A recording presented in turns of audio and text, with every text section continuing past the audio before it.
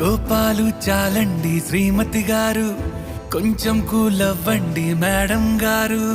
చామంతి నవ్వే విసిరే మేరు, కసిరేస్తూ ఉన్నా బావున్నారు. సరదాగా సాగే సమయంలోన మరిచిపోతే బాధ కబురు. వద్దు అంటూ ఆపేదెవరు? కోపాలు చాలండి శ్రీమతి గారు, కొంచెం కూలవ్వండి మేడం గారు.